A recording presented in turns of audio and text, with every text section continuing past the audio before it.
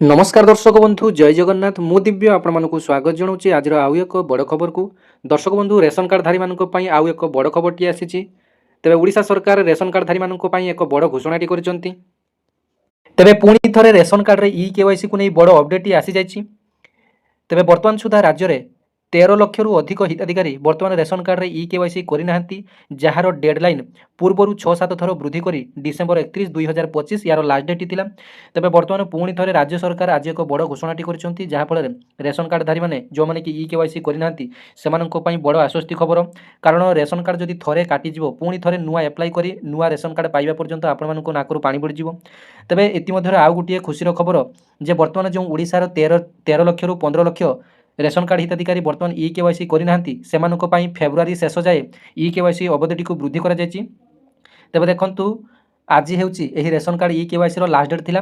पुणी ओडिशा सरकार यही रेशन कार्डधारी मानू आउ 2 मास अधिक सुजोग देइचंती फेब्रुआरी शेष पर्यंत यार लास्ट डेट को वृद्धि कर आसतु संपूर्ण खबरटी कौन रही जानिनेबा। रेशन कार्ड हिताधिकारी मानी खुशीर खबर आउ 2 मास बढ़िला ई केवाईसी अवधि। राज्यर समस्त रेशन कार्डधारी मानी राज्य सरकार खुशीर खबर देइचंती। रेशन कार्ड हिताधिकारी मानी बाध्यतामूलक होइतिबा ई केवाईसी अवधि आउ 2 मास वृद्धि करिसंती राज्य सरकार। पूर्व निर्धारित समय मुताबक आज ई केवाईसी भरिबार शेष दिन थिला।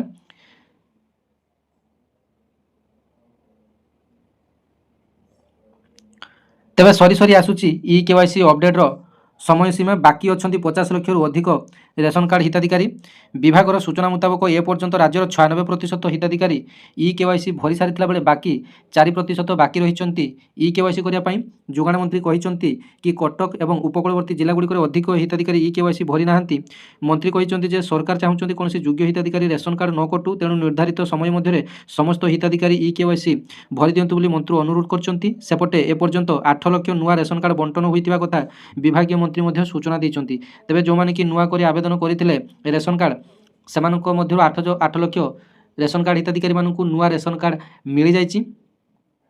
तेरे रेशन कार्ड को नहीं यहाँ बड़ खबर। धन्यवाद। जय जगन्नाथ।